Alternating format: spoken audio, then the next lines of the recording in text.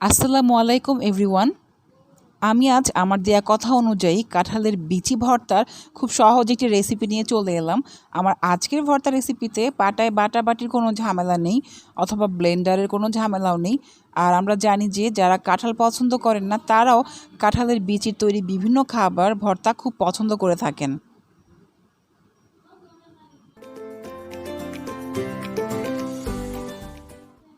প্রথমে শুকনো কাঁঠালগুলো আমরা খোসা ছাড়িয়ে নেব। এভাবে কাঁচির সাহায্যে একটু সাইডে কেটে নিলে খোসা ছাড়ানোটা খুব ইজি হয়ে যায়। এবার আমরা হাত দিয়ে খুব ইজিলি খোসাগুলো ছাড়িয়ে নিচ্ছি। ব্যাস, আমার কাঁঠালের বিচির খোসা ছাড়ানো হয়ে গেছে।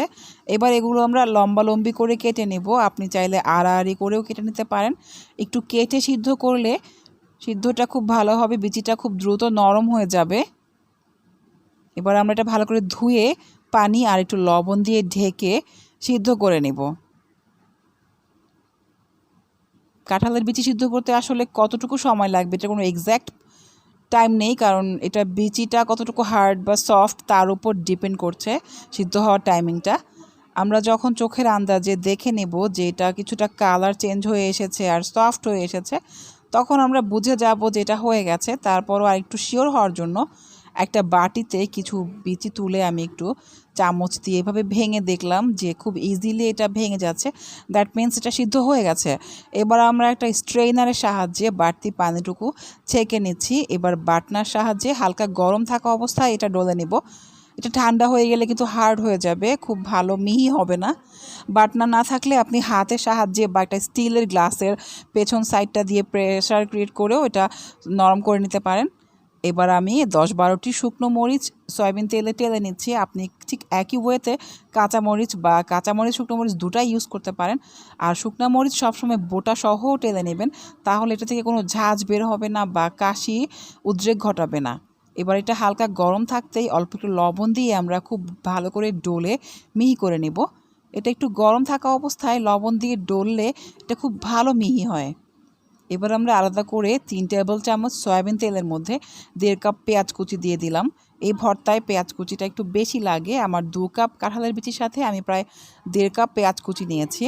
আর 2টি রসুন কুচি নেব মাঝারি সাইজের। আপনি চাইলে এটা সরিষা তেল দিয়েও করতে পারেন।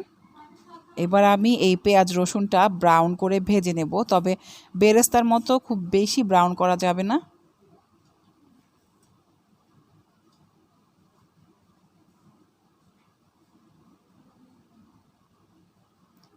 এটা যখন এরকম হয়ে যাবে ভাজা, তখন আমরা এটা নামিয়ে ডলে নেব। এটা কিন্তু কিছুটা ঠান্ডা করেই ডলতে হবে। এবার আমরা মরিচের সাথে এই সবগুলো উপকরণ তেল সহ হাত দিয়ে খুব ভালো করে ডলে নেব। এই মিশ্রণটা যত ভালো করে আপনি মিশিয়ে নেবেন, আপনার ভর্তার টেস্ট তত ভালো আসবে।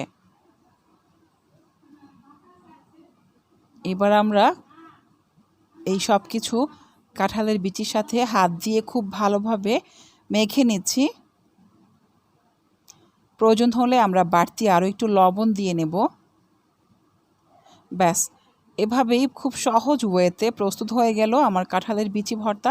এটা কিন্তু গরম ভাতের সাথে খেতে ভীষণ ভালো লাগে। আমি আশা করছি আমার আজকের ভিডিও আপনাদের ভালো লেগেছে। সবাই ভালো থাকবেন। আল্লাহ হাফেজ।